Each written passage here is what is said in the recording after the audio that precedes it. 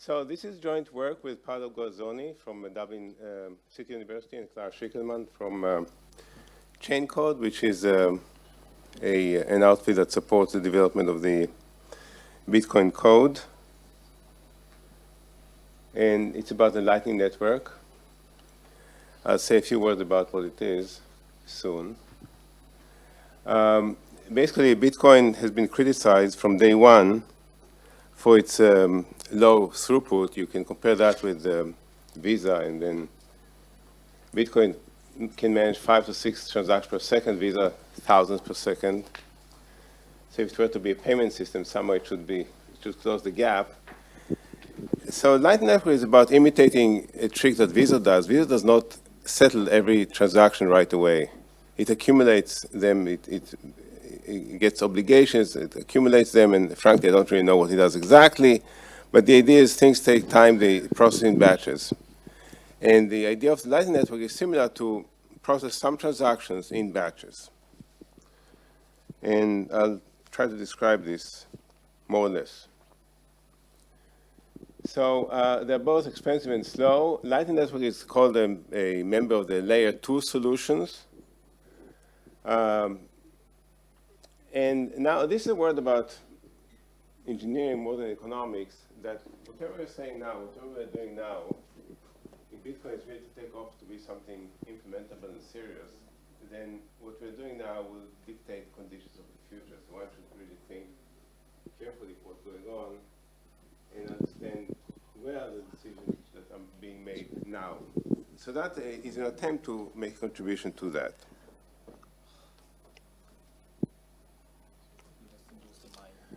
Okay, what is a Lightning Network? First of all, if you want to see the foundation, you should look at the blog post by Puan Drija from 6 years ago. The basic idea is the basic idea of a channel. That's not a network. And today I'm going to talk mostly about the channel. The channel is a way for people who transact more than once to enable the transactions without going on-chain. So we talk about Bitcoin, we talk about any cryptocurrency that you would normally register the transaction on-chain. Here you say, let's wait for the on-chain settlement. Rather, what we call the payment is a balance update, which we hold off-chain. Good.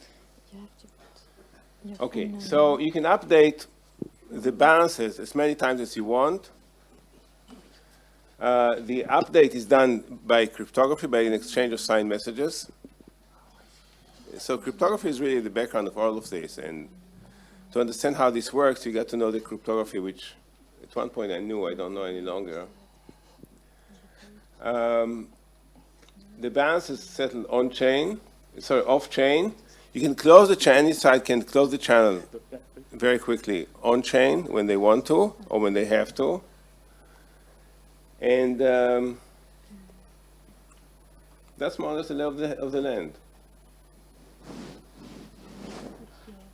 So we start with these balances here in this example, we move to these balances, and we can keep moving either to increase or decrease one or the other, and do the opposite with the other one.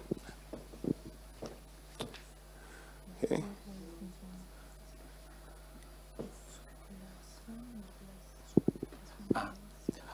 What should I aim this? You shoot this one to the girl who forced you to talk on the microphone, okay? When you are changing the slide. Oh, okay. Yeah, just boom, with on her. Boom? Yeah. Like that? Yeah. Yes. Okay. Just point on her. Okay, you know. I got the idea. They Okay, forced you thank to put on the mic. Yeah. So aim it to the girl, and she'll survive that. Okay. So the on-chain transaction, at the beginning, you set up the channel. You keep running with it, exchange those signed messages, update the balances. When one balance becomes 0 and you want more, you got to close the channel on-chain and you restart it. That's the whole idea. Now, I should point out that this requires really an escrow, and a very sophisticated one. To begin with, escrow in the world as we know it requires a third party that we trust, who will be custodying the money or the assets and will be releasing them when instructed to do so according to the original instructions. Here, there's no third party, there's no trusted or not trusted third party. It's all done through smart contracts and cryptography. And not only is it an escrow account, it's a dynamic escrow account, meaning you have at one point one set of balances, and later there'll be another one, and the same escrow account will hold them both. The escrow account opens when they open the channel, and it closes when they close the channel, and then another one will reopen.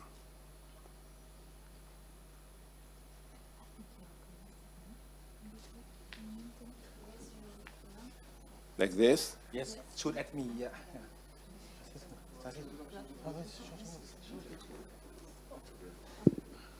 You skip something?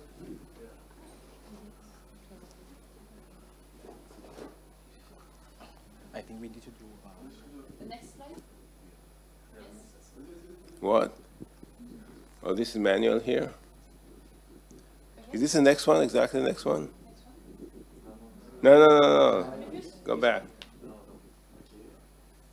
Okay, I was here. Let's go in. Next step. Okay. So now I want to. No, this is 5. Go forward, please. Oui, encore. Go forward, please. 6, 7. Good. Let's stay here. Okay. Once you have a channel, then you can extend that to a network. And here's a simple example of extension network. Alice and Bob have a channel, and Bob and Charlie have a channel. So imagine Alice wants to pay Charlie. Alice does not have a channel with Charlie in this example. What you can do, she can pay Bob, and Bob separately will pay Charlie. Now, I should point out that these are two separate channels, this one and this one. What you cannot do is decrease Bob's balance here in favor of here. That cannot be done. And that complicates things considerably because you have to work with different channels at the same time. But that's the foundation of the move from a channel to a network. Once you have this, you can imagine a whole bunch of transactions that go on like this. Any question? Well, let me coast here.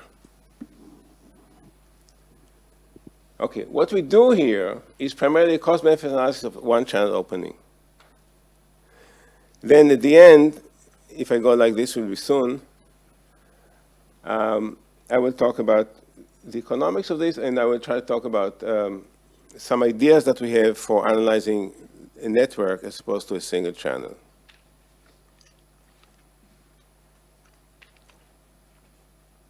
Okay.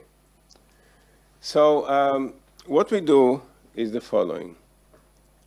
We think about the cost of the open-ended horizon, and the cost consists of two components. One is the cost of locking up funds, because to make those commitments, you cannot use the funds elsewhere.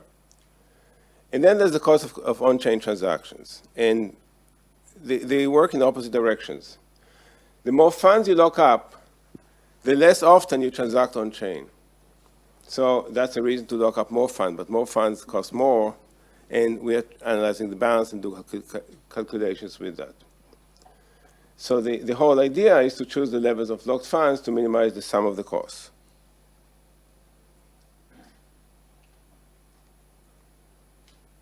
Okay, now here are some literature review. Usually I don't do that, but when it comes to the classics, I cannot resist that. So on one leg is the classic work of Baumol Tobin, who asked how often will people go to the bank, and it was a deterministic model where the trade-off was between having the money in your pocket and not earning interest, and having the money in the bank and earning interest. So how often would you go to the bank? That's one classic, and you're nodding your head, Harold. You teach this stuff, I imagine. I wrote a paper there. You wrote a paper on this? You wrote a paper on this, is it? Quantities theory is still alive. It's exactly. And you use that. Okay, Never mind. fine. So there's Baumol Tobin. Then there's the Miller-Orr. Miller-Orr is about cash management of firms. So this time the cash can either come or go. And the question is what's the balance the firm should hold? And they answer that question. And in their case, it was money in the bank, which earns interest, versus liquid money, which is available to spend. And the question is, how often do you go to the bank, also in the Miller-Orr piece? So those are the classics, and they go back 60, 70 years, 60 years. Okay, so back to the channel model. Node 1 sends node 2 a single Bitcoin with the payments here are simple, although we can generalize those, but we'll keep it at that for now. So node 1 sends node 2 a single Bitcoin with a Poisson arrival time with rate lambda 1, and in the opposite direction rate lambda 2. The processes are independent, and node 1 commits L1, node 2 commits L2 to the channel. When the channel is depleted, meaning one of the nodes owns 0, you close the channel and start over again. And the cost of the channel then depends on the L's and on the lambdas. That's all. It's a simple model. Okay? Any question? You're running ahead of me. You're faster than the speed of light. Okay. Now you can go to 12. Okay, closing and opening the channel happens on chain, and the idea that the cost of that is of doing a single transaction is B over 2. Closing and opening is B, which is the sum of B over 2 times 2. The opportunity loss is money which is locked in a channel forgoes earning interest or doing other stuff with the money. And that's denoted by R, which is the opportunity cost per unit time or interest rate. So if you lock L1 plus L2 in the channel, then you forgo L1 plus L2 times R times dt, which is the length of time instantaneously. The trade-off, again, to repeat what I said before, you deposit more money, it costs you more in terms of opportunity cost of the money. On the other hand, you go on chain less frequently, which is good. Okay. So that's basically what we do. It's pretty simple.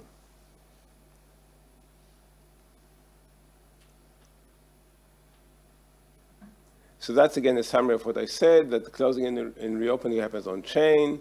You try to postpone that as much as possible, because that costs B. The opportunity loss has to do with the interest rate, with the cost of capital, and the traffic speed of the rates of lambda 1 and lambda 2.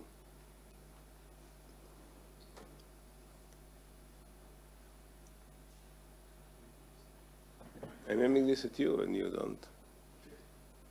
Okay. Now, the first question should be open the channel. Remember that you don't have to open the channel. You can always go on chain whenever you want. You have to pay for that, but you can go on chain. So the lemma here is that if the you go on chain, wait, can you come back, please? You go on chain when the cost is this. You don't use the channel. However, and here comes the beginning of the results.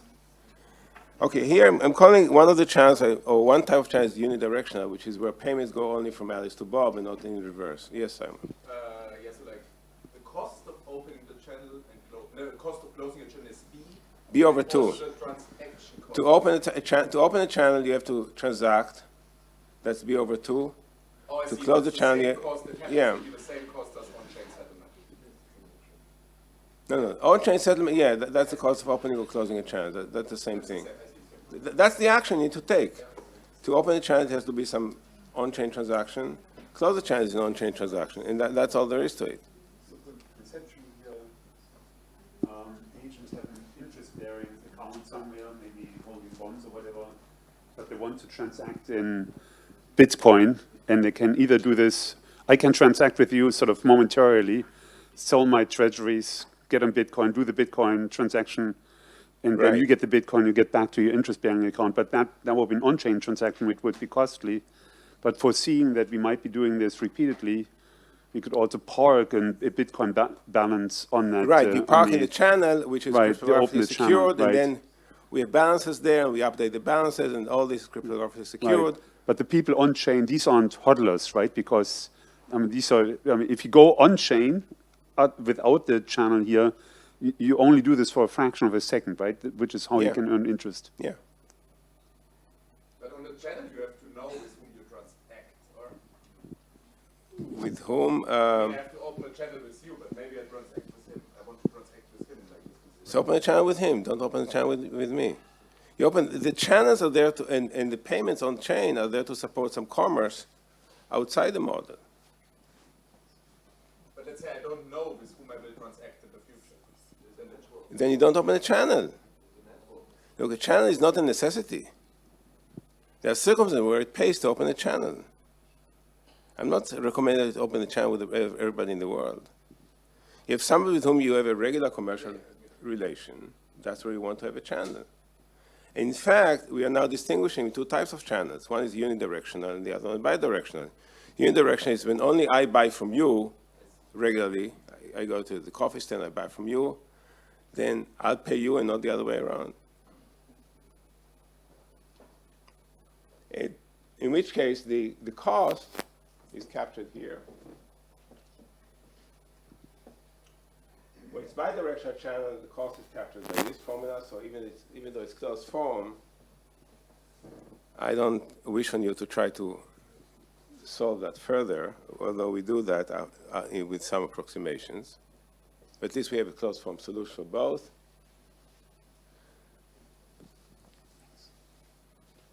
And we have the result that an necessary condition to open a channel is that the transaction frequency is sufficiently high. So lambda has to be sufficiently high. If it doesn't meet the threshold, it's not going to, it won't pay. And with bidirectional channel, this is the analogous result. So,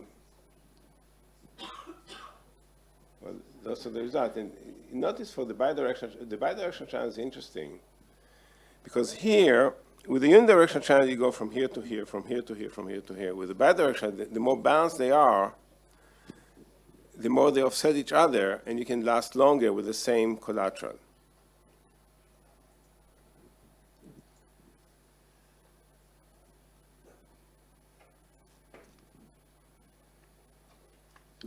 Okay, beyond that, for small r's, what you get is the cost is like a square root formula.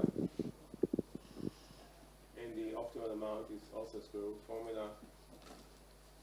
If you go bidirectional, the cost is like cubic root formula, and so is the optimal amount you want to Please? put there. Sorry. How much time do I have? Okay, please. What? Yes, About them. here with my boss. Okay, sorry. Okay, so you have this R that is the weight, but you didn't define what is the weight in the channel. I'm sorry, repeat the question, please. I couldn't hear. So you have this letter R, and it is the weight, but you didn't say what is the weight in a channel. What is the rate? Yes. In the channel, there's no, the money is locked in the channel, it doesn't earn interest. It forgoes interest. The money that your deposit, your collateral, that's exactly the cost of the collateral, the foregone interest. You could earn interest if it were elsewhere, but not here, not in the channel, okay?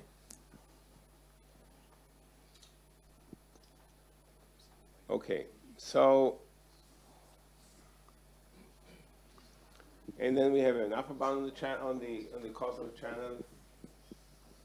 Now remember, and that will come to play a little later, is when you have a bilateral channel which is not balanced, you can replace that with two channels, one which is balanced, and the other one which is unidirectional.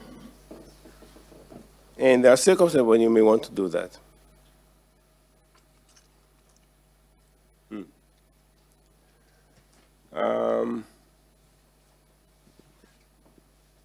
Okay, that's an adjustment for the transaction size. We can fix that. Let's skip that.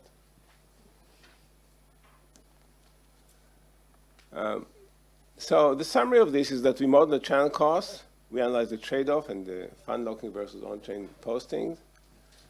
And we highlight in this paper the advantage, if you're lucky enough to have money that goes both directions, where the same collateral could last much longer if the money of the traffic is in both directions. Okay, I want to move on and tell you about the beginning of future work. So can you So that's a preview of results which are not in this first paper. Suppose this is the situation. Came from here to here, came from here to here. Then, oddly enough, but when you think about this, it makes sense, I hope.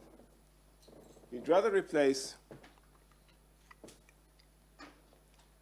this situation, which is more natural, which is the original situation where Alice had to pay Bob, Bob had to pay Charlie, with a different network, whereby Alice pays Charlie, although she owes him nothing. And here there's a balanced channel, or at least bilateral channel.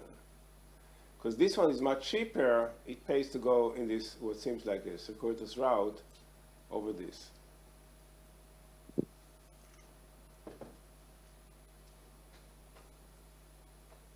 So that's one result that we have. That's for the future. What?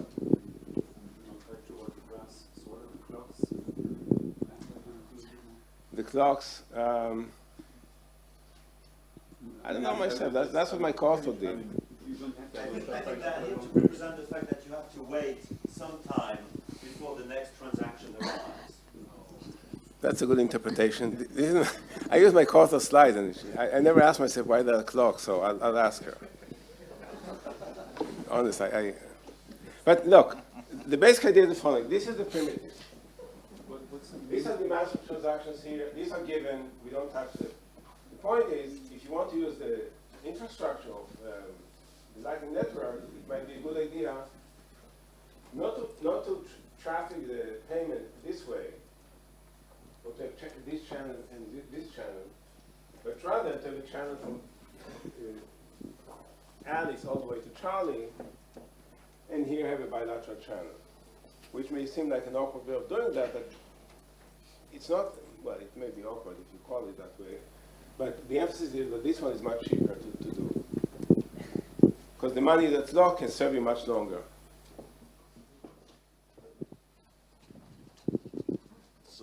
Yes. So I think if you look at the structure of the, okay, so I've not looked at the data precisely, but when I talk to people on the Lightning Network, it's exactly like this. They have nodes that are ultra connected, which have like balanced channel, and people tend to connect to them and not necessarily directly to the person they pay, and they route through them, no? Isn't it a bit like this? Wait, I'm sorry, something about the echo. Can you repeat the question? Yeah, so my feeling is that the structure of the Lightning Network as it is now, you have nodes that are very connected with bidirectional channel, like you say, and people go through them, like central nodes.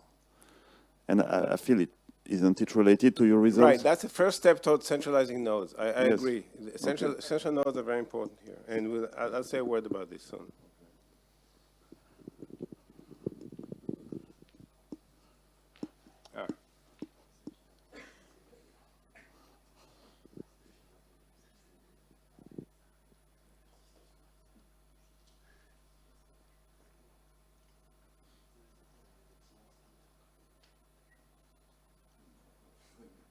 Wait, where are we? So what's this immutable graph? Just what it says. Immutable. You cannot change it. Okay, so here we're getting to graph theory. That's future work, by the way. That's for another conference. But since I have 5 minutes, I might as well advertise. So, think about this as the original configuration in the original demand payment. You can replace that with this. So that would be better in terms of total cost.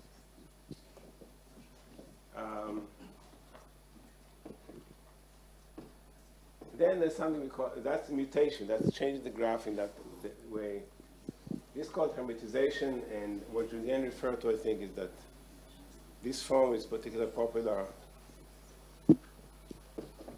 And we have results on when it is, when you want to go from here to here, when you want to go from here to here.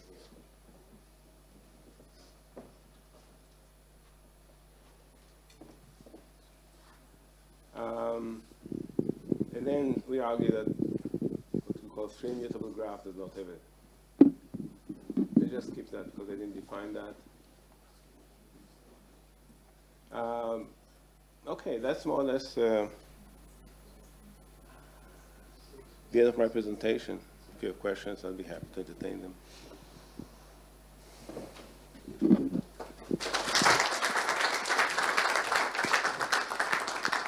Okay, so we have 5 minutes for questions.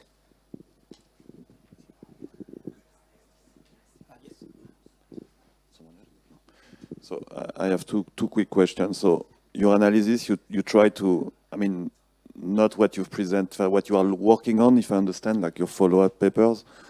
You are trying to find optimal structure for the graph, now that will make it cheaper to transact. Yeah, I mean, the whole idea is the engineers invent this technology, but you want to introduce some cost-benefit analysis, and that's where we come in. So my question is, do you think this structure already exists so that the people that are doing the Lightning Network already realize that? So, or do you think it's a mechanism design thing that you will be able to improve the actual structure of the Lightning Network? That's a good question. I don't know the answer to that. Okay. I can do what I can do. I mean, I'm not an So engineer. you will see that? I can do this Yeah. paper pushing. And one last thing I want to say is that, so because I talked to people working on that a few weeks ago, so that's why I'm fresh. And one of them told me that a big problem you have in the Lightning Network is that it's hard to enter. Is what? Hard to enter and be a central node. So there is a huge cost to enter the Lightning Network because before people use your services, you have to be very connected, and that you cannot do from the start. So he said that, he told me that the incumbent has this huge advantage and entrance was problematic because you needed connectivity and that takes time. That was his. So I don't know how it relates to your result, but I think it's related. Look, if I had a board here, I could write down numerous open questions to which I don't have an answer. Just to illustrate one of them.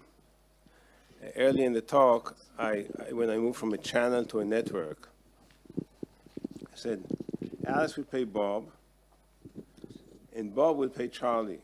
So Bob is acting as an intermediary. Does he get paid for that? How much? Now, you think about this, the way I described that is pretty neutral. So Bob is providing a service, he should get paid for that. But what if Bob and Charlie have a relationship whereby Charlie pays most of the time to Bob, and now it's an opportunity for Bob to pay in the opposite direction? That's actually advantageous both to Bob and Charlie because it reduces the overall cost of their relationship. So should they pay for that or should they be paid for that?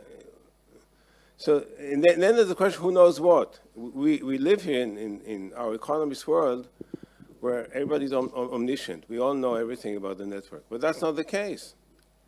So there are questions of proximity in terms of knowledge, of who knows what and who. So there's plenty to think about. The computer scientists have thought about some of the stuff, but I don't believe they thought about everything. Or maybe they have.